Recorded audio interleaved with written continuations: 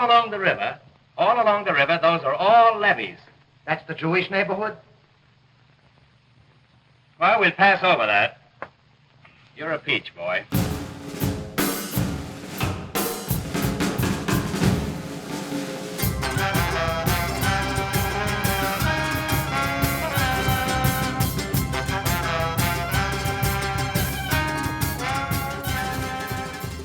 Welcome to Amusing Jews, where we celebrate Jewish contributors and contributions to American popular culture.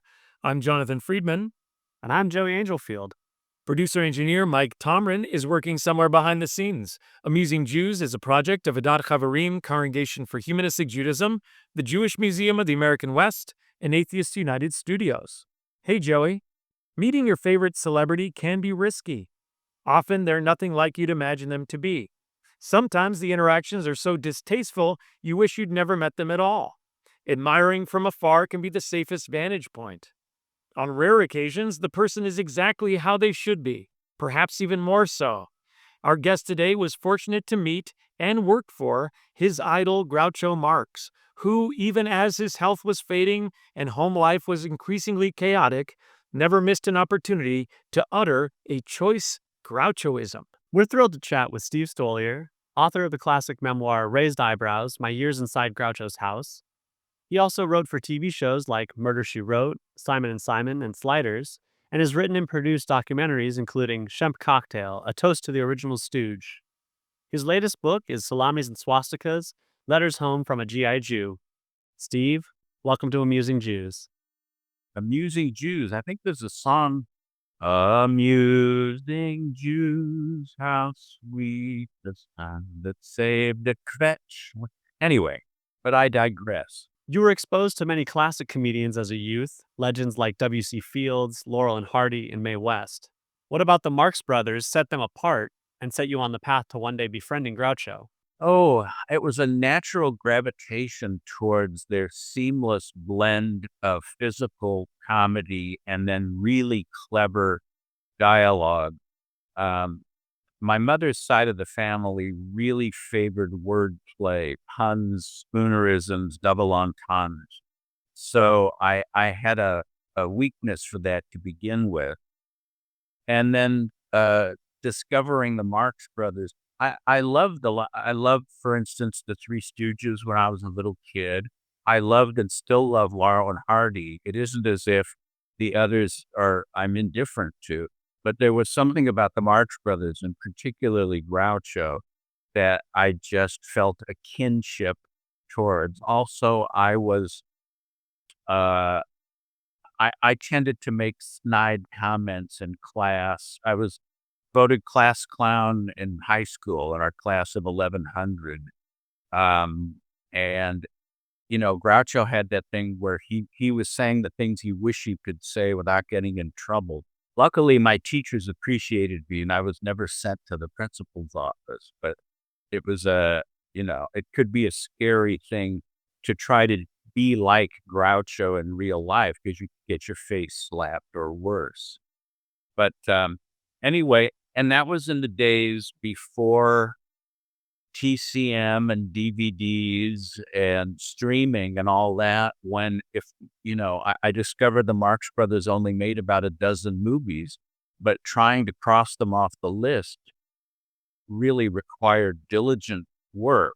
And so I would get our family subscribed to TV Guide, and when I would get it, I would just read through every day into the wee hours of the night and see what classic movies were on and just kind of will myself to stay awake past Johnny Carson and past Tom Snyder into those twilight hours of local car commercials and all that, and managed to see a lot of great movies. And somehow by sheer force of will, I didn't nod off, at 12:08.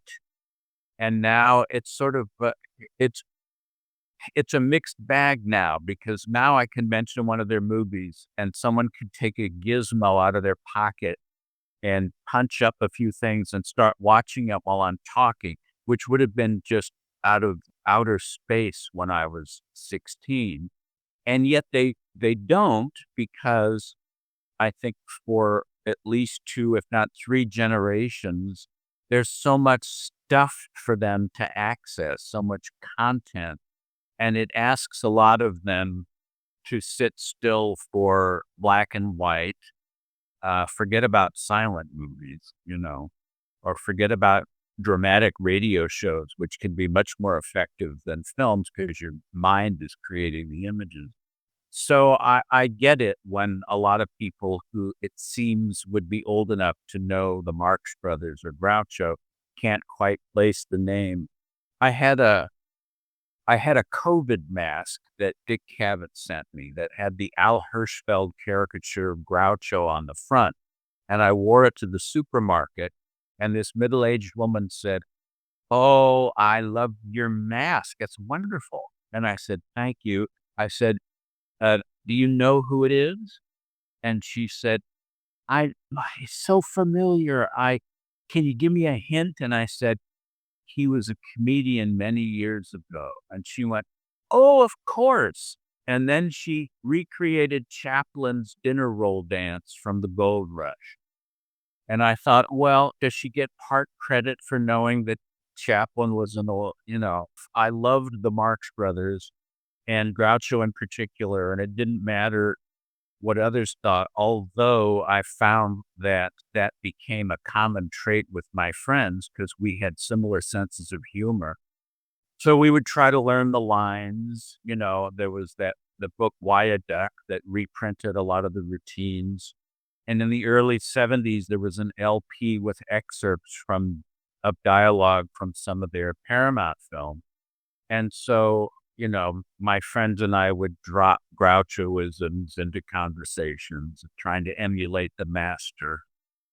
So it was just a natural gravitation towards what made me laugh. To put it simply, that he made me laugh and still does. Speaking of younger generations and maybe their hesitancy or lack of awareness or disinterest in the Marx Brothers and other black and white stuff, one of the things that I've tried with my own kids when we're watching, as I tried to do with them, watching a Marx Brothers movie, is to fast forward through the singing parts. Yes. That helps a lot. Well, even Groucho's daughter, Miriam, his older of two daughters, said that she thought Alan Jones and Kitty Carlisle singing A Night at the Opera was the funniest part of the movie. I dream with every longing sigh. I'll count the hours when we are apart. For here am I. And one day, Groucho, she came home from school, and Groucho said, "What'd you do after school?" And she said, "I went to the movies." And he said, "What'd you see?" And she said, "The Ritz Brothers. Now they're funny." So anyway, yeah, I mean, it's completely subjective. I've never gotten mad at someone either for not liking a movie I like or for liking a movie that I don't like, never saying, "Are you out of your mind?" Because however it strikes you, it's like a song or a work of art. Why do you like that? Because I like it. Enjoying the show? Click like and subscribe. Could you tell us about the committee for the re-release of Animal Crackers, or Crack for short? Well, the Marx Brothers' second film was Animal Crackers, which was made in 1930 at Paramount and was based on a Broadway play. And when Paramount sold their old movies to MCA Universal in the late 50s, that's when they syndicated them for TV. Unfortunately, Animal Crackers, basically due to a clerical error, the copyright had expired and Paramount hadn't bothered to try to renew it. The rights reverted back to the authors of the play. And Universal certainly didn't think it was worth spending a nickel to clear a legal entanglement for a 1930 black and white Marx Brothers movie It's like they were focused on Airport 75 and important motion pictures that really make money. Well, all of my friends, as I say, being Marx Brothers fans, we all, I mean, it was the great lost film. We had seen them all. And it wasn't as if it was just some obscure movie at the end of their careers. It was classic, early, Groucho was Captain Spaulding, the African explorer, and the line about shooting an elephant in my pajamas was from that. And, it was very famous and very popular, and we really wanted to see it. And so I started this.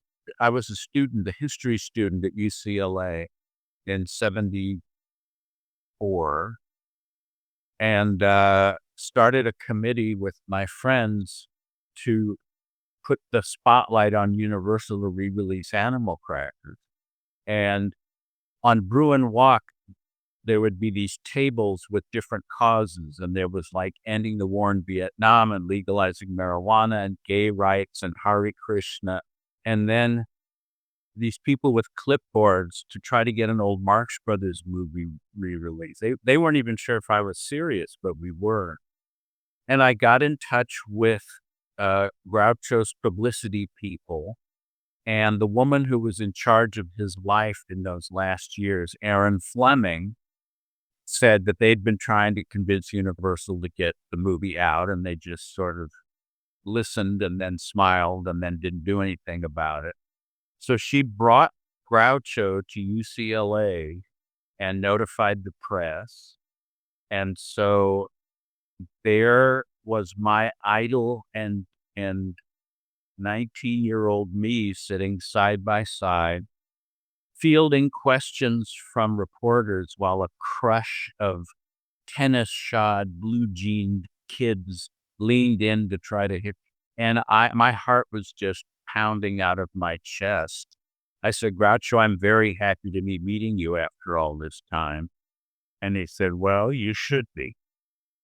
And Aaron Fleming said, this is Steve Stoliar.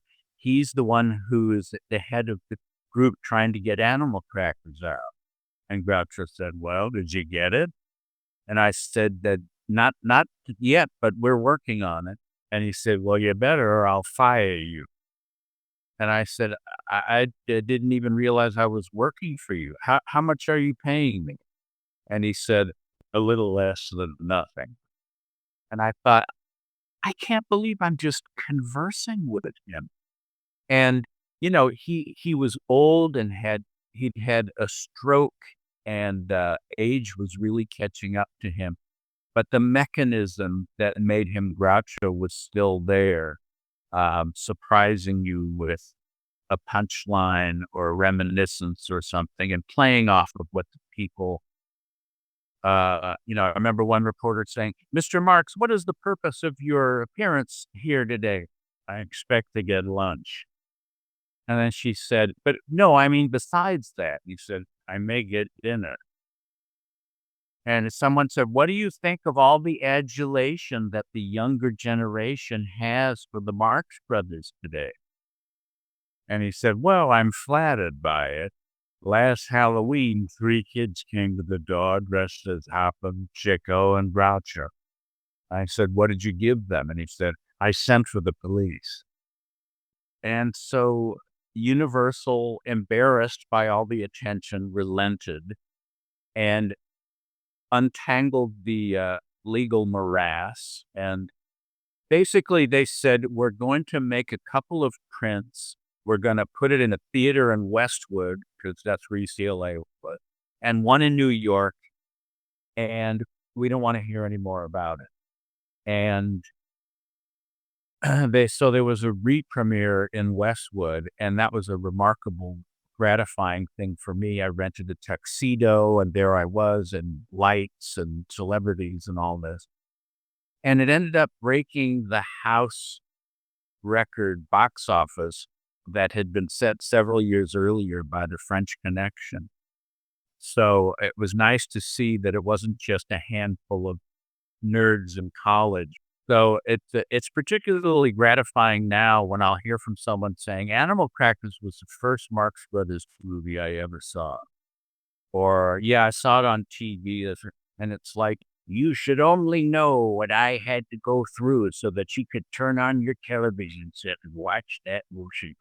But I love hearing that. How did you become Groucho's archivist? After Animal Crackers was released and did well, I had a couple of summer jobs fall through, which turned out to be the luckiest break of my life, because with my back against the wall and my dad saying, I don't want you sitting around on your fanny all summer. Go down. There's a tire store that had a help wanted sign, and there's a Taco Bell, and I don't want to do that. And I thought, well, I have nothing to lose by asking. So I called Aaron Fleming, who, as I say, was really in charge of Groucho's household and career and all that. And I said, is there anything at all that you think I maybe might kind of sort of? And she said, well, actually, I had been Groucho's secretary, but now I'm his manager, and we need someone to handle all the fan mail, which has gotten quite out of hand with the recent interest in the Marx Brothers. And we need someone who really knows their Marx Brothers to organize all of Groucho's memorabilia, which is going to go to the Smithsonian. And I'm thinking, please, don't wake up. And she offered me the job. In my mind's eye, it's like a Tex Avery cartoon where she's still on the phone explaining the job and I'm ringing the doorbell, having driven over there at 300 miles an hour. I thought that I would probably be working in an office building, and Groucho would come by a couple times a month to sign checks and pick. She said, oh, no, dear, there's a room here that you can use as your office and you can make your own hours. And I thought, and they're going to pay me money to wade ankle deep in Groucho's annotated scripts and letters and photos of the brothers out of makeup. And at lunchtime, I was always welcome at the table. There was no sense of, the help eats in the kitchen. So I would get to sit at the table with Groucho and whoever came over, whether it was George Burns or Jack Lemmon or Steve Allen or Groucho's old writers. And I spent a lot of time listening, but was also welcome to ask and comment and got paid for it. And I ended up working there for 3 years, the last 3 years of his life. And it was just truly, it was literally a dream come true because, and I'm using the word literally correctly, I used to dream about meeting him. And they were so vivid. And I remember one where I saw him on the street and I said, oh, excuse me, Mr. Marx, but is there any way, is it possible? And he reached into his jacket and handed me a cigar, which is what I wanted to have him do. And then I started waking up and it all started dissipating. And I thought, no, this one was so vivid. It had to have been. So it was very frustrating. Or people would say, oh, yeah, I saw Groucho walking in the park in Beverly Hills with his little beret. And it's like, why is he wasted on you? You don't care about him the way I do. So to finally be inside the house, having quality time, being able to ask him about vaudeville and his brothers and Fields and, also the history buff in me, this was a man born in 1890. He wasn't British, but he was of the Victorian era. Victoria still had 11 years on the throne of England. He remembered before the Wright brothers and after the moon landing. Just an astonishing thing. Plus, knowing all of these mythical people, to know George Gershwin and W.C. Fields and James Thurber and people that to me existed in black and white in 2 dimensions. So it was a really rich experience. And it meant the world to me that he appreciated that I cared about the same things he did. That I wasn't just some punk or some, pot smoking hippie. He called me into his room once and he handed me a $20 bill and he said, "Go down to Tower Records and buy me some records. You know what I like." And it meant so much to me that he felt he didn't have to explain because he knew that I knew his taste and shared it. So, and then the downside, there were two downsides which were substantial. One was the risk of getting close to your hero as he is fading out and the curtain is slowly coming down. Because what I had been witnessing from a distance, just from reading newspaper reports about his health or reports or articles or something like that, now there he is in front of me, shuffling down the hall and asking for my help. My next guest is probably the only beautiful and talented actress that I know of to emerge from the town of Newliskeerd. Will you please welcome a very good friend of Groucho's, Miss Erin Fleming.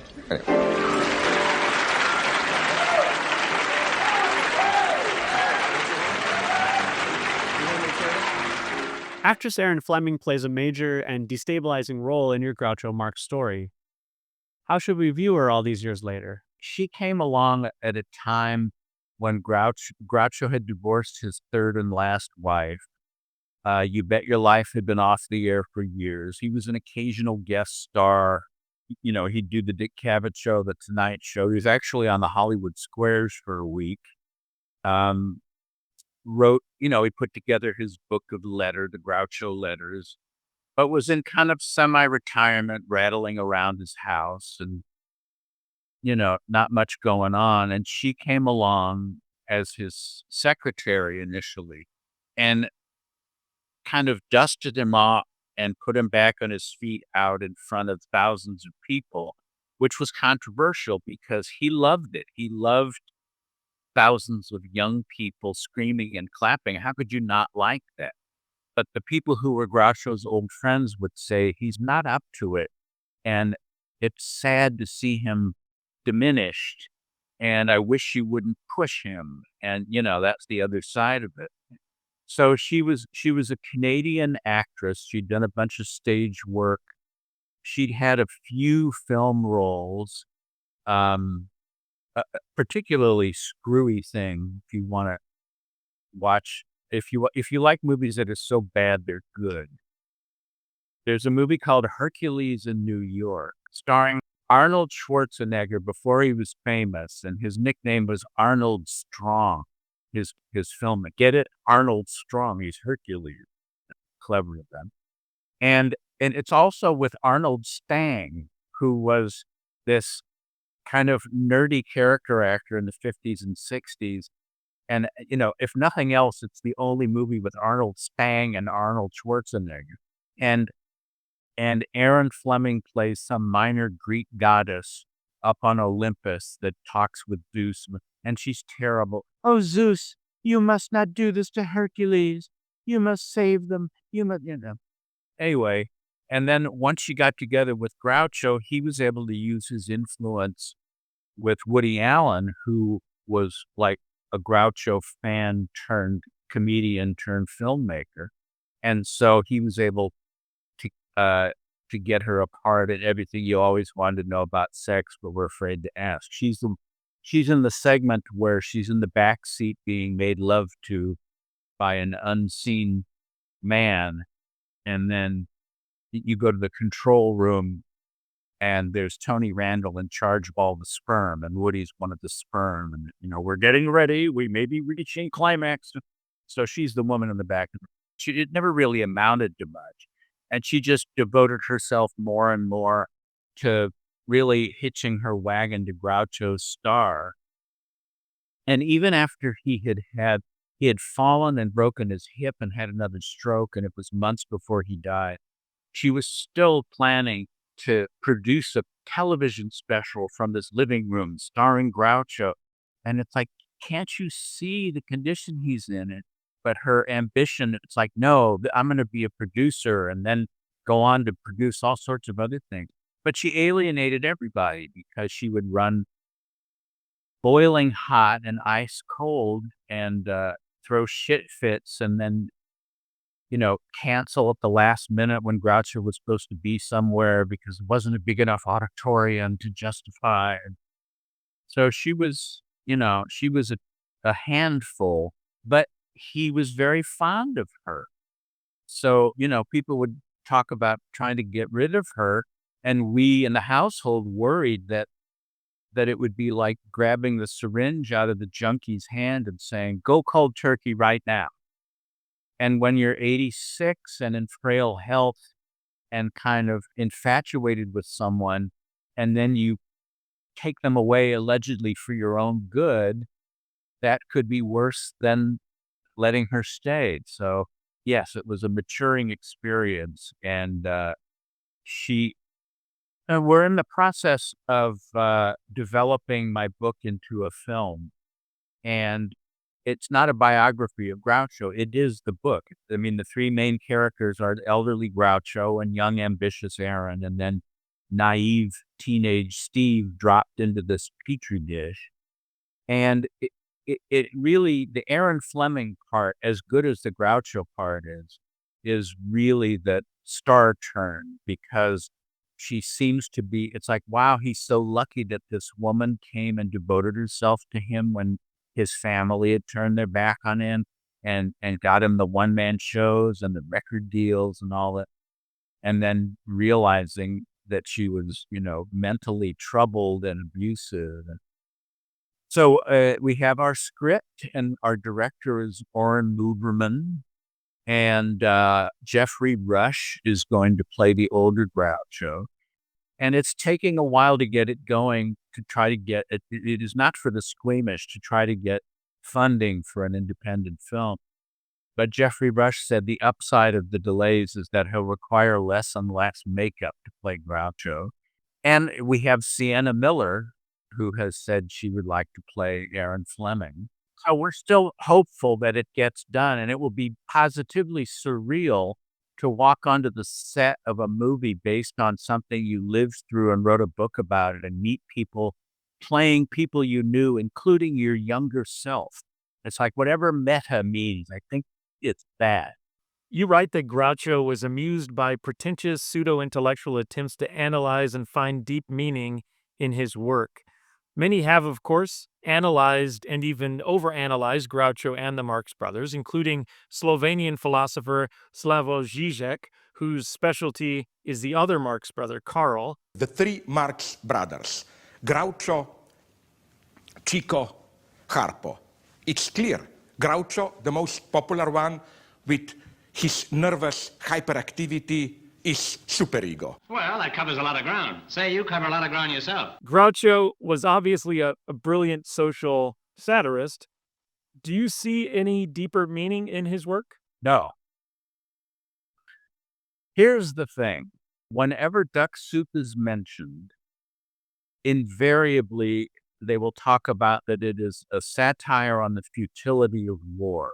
It was made in 1933, the year Hitler came to power, the year FDR came to power. It's the Marx Brothers thumbing their nose at war. And I have to just stop and say, I know it's very inviting to make that connection. It's like, well, here's A and B. C must be over here. No, you can't. And the reason is it may appeal to you as a satire on war. No one associated with the film had anything close to that in mind. Groucho had been the head of a hotel in Coconuts, the head of a school in Horse Feathers. So what might make for an even bigger canvas? Let's make him the head of a country. A year earlier, Paramount had done $1 million Legs with W.C. Fields as the head of a mythological country, Klopstokia. So they made Groucho the head of Fredonia. And, my friend Joe Adamson, who wrote Groucho, Harpo, Chico, and sometimes Zeppo, wonderful book, he actually interviewed Leo McCarey, who directed it. And McCarey would still get upset when people would start to read into it. It's like, you guys, it was so dangerous to satirize war and what the Nazis were. And it's like all the writers, and he also interviewed, Harry Ruby and Sheikman and the writers, and they all, to a man, said it had nothing on our minds but what will be funny. And if it's funny, you leave it in. And if it doesn't get laughs, you take it out. We've lost our sense of silliness. Groucho was a great admirer of T.S. Eliot, and they struck up a correspondence, and Groucho visited him in England, and it meant a lot to him, and Eliot was flattered that Groucho cared about him. But of course, the correspondence has Groucho's, trademark sarcasm and kidding. But someone did a book a few years ago and got into this whole thing about the rivalry, and it was, Groucho was Jewish, and T.S. Eliot must have been an anti-Semite, and you could see the underlying snideness, and it's like, stop. It meant I remember when Aaron Fleming said to Groucho, next week is Steve's birthday. And Groucho said, well, we'll have to give him something, even if it's his discharge. Now, someone could just read that and go, oh, I guess he was unhappy with the work Steve was doing, or Steve must have been forever worried that Groucho was just going to fire him for doing. No, it was a pleasure to be insulted by Groucho. He actually complained that when he had a genuine gripe about something, he could be in a restaurant and call the waiter over and say, this soup tastes like dishwater. And the waiter would be delighted and say, oh, wait till I tell the cook that you insulted his soup. He's going to, oh, thank you, thank you. I've read so much stuff about, like in King Kong, when they slide the giant bolt over on the wooden wall to keep King Kong out, the natives. It's sexual.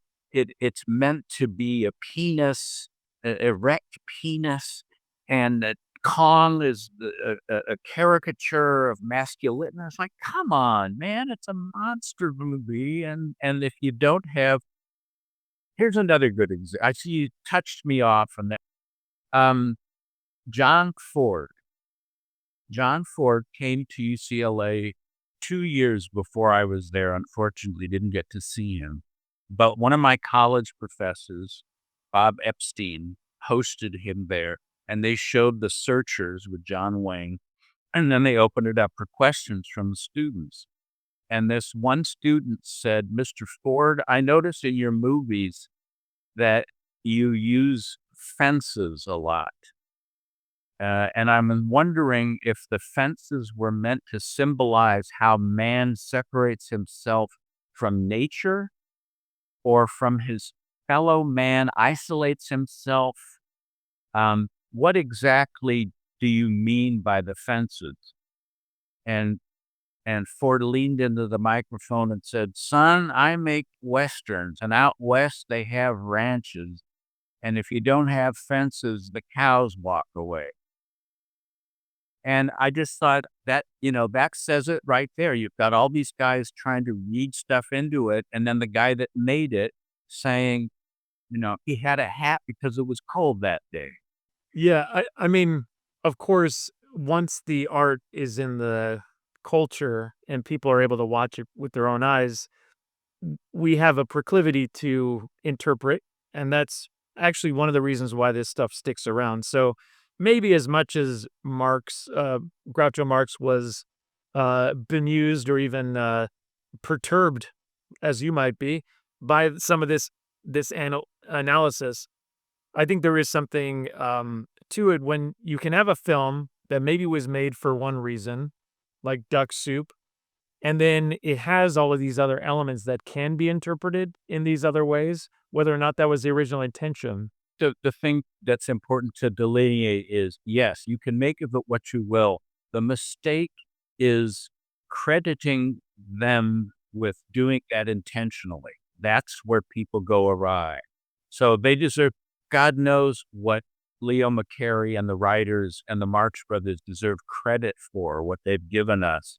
but don't credit for something that wasn't their doing or their intention. You're looking at it retroactively.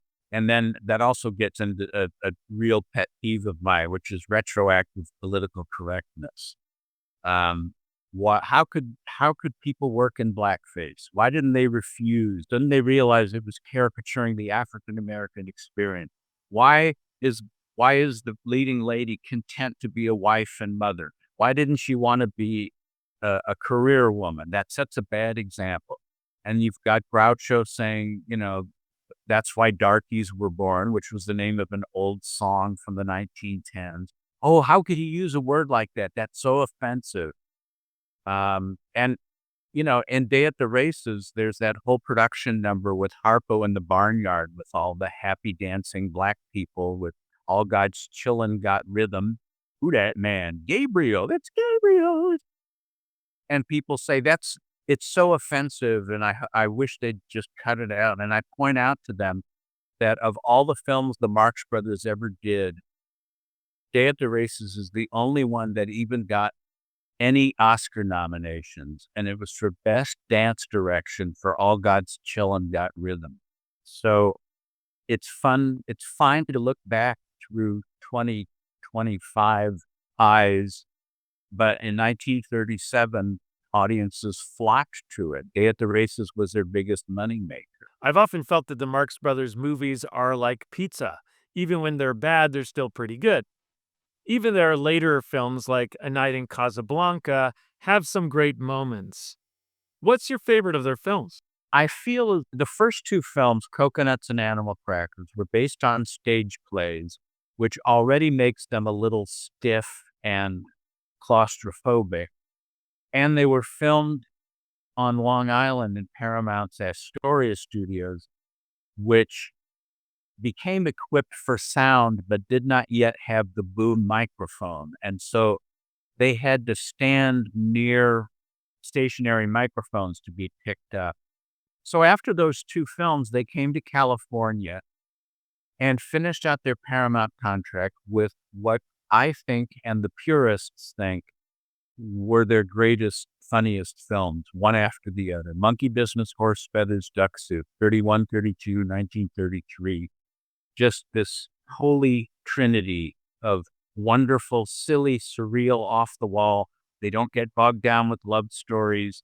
There aren't big production number. Well, there's a production number like To War with the Marx Brothers, but that's funny all along the way.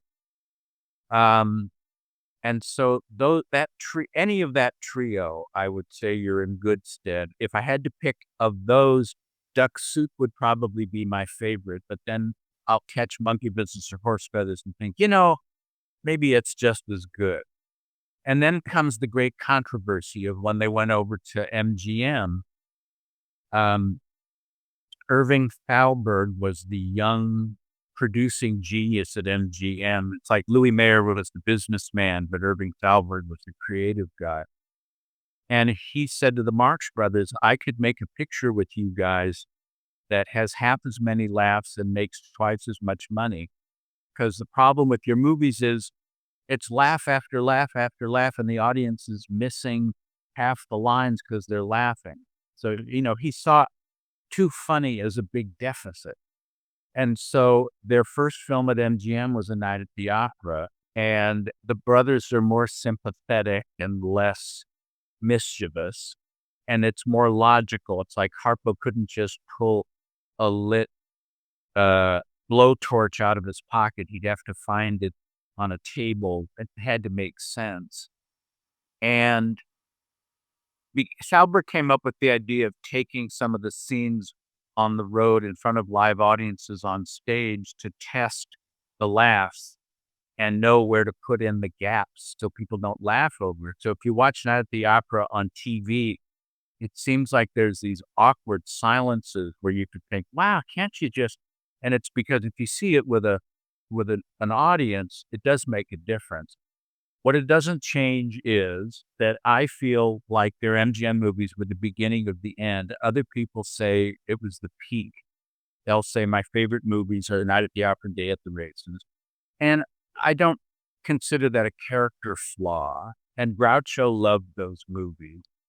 But basically, the baby boomers embraced the anarchy and surrealism of it's like, yes, they're silly and didn't make sense, and we love them for it. And then they went and kind of straightened up and, straightened up their ties. And Harpo's hair wasn't quite as wild, and that looked like a metaphor for what MGM did. And then they just steadily declined after that. After Thalberg died, Mayer thought they were vulgar, and he didn't really care about the movies they were in, and they did it to finish out their contract. Your more recent book, Salamis and Swastikas, Letters Home from a G.I. Jew, collects letters your father wrote to your mother and sister while serving overseas during World War II. What prompted you to put that book together? The letters had been in binders that my mother had put in as she would send him letters from Europe. And they were either handwritten in hard to read and very close lines, or typewritten, single spaced, multiple page, and didn't have any pictures or anything. So as a kid, I was never really interested in checking them out. He had another scrapbook that had photos, and I loved going through those with him because it was like the picture of Bob Hope that he took at a USO show, and bombed out ruins in Naples, and a dead Nazi lying on the side of a hill. Ooh, wow, that's a real live dead Nazi. And all just all sorts of remarkable snapshots of Dad, at the Coliseum. But I didn't really care about the letters for the longest time. And then after my sister Carol moved up north, she had them in her garage, and they just sort of were transferred, but never really looked at. And then my dad died, and I was up visiting my sister Carol and my other sister Patty, and I thought, I wonder if, we've had these all these years. I think part of it was feeling that it would be intrusive, that these were letters that this man wrote to his wife about missing her. And that was sort of none of our business.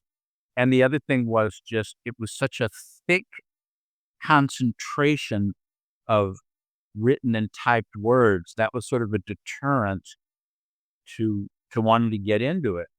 But again, as a historian, and I started looking through them, and I realized it just brought the whole war to life. And I realized that even though he wasn't famous, it's such a great record on a granular level of what it was like to be basically a secular Jew fighting the Nazis on their home turf. And he had never really been outside of St. Louis much, which is where our family was from. So part of him is amazed that he's seeing Italy and France and North Africa and all these historical places, but also his life is on the line, and then learning about the atrocities and all that and writing about them really clearly and colorfully. And I thought, one of the best things about Ken Burns' documentary on the Civil War are all those letters just from privates. The colonel says we may get some firewood. I sure hope so, because it's so hot and wet, but hopefully we'll be making progress. And it would bring the Civil War to life. And I thought, I don't think it's just me. I think these have value for people. It isn't just like running home movies for someone. And he also had a historical perspective, because he's writing like when Carol's in school studying World War II. And I thought, wow, he's calling it World War II during World War II. He said, you'll be able to tell her what life was like on the home front, and I'll be able to tell her what it was like overseas, and she'll learn about.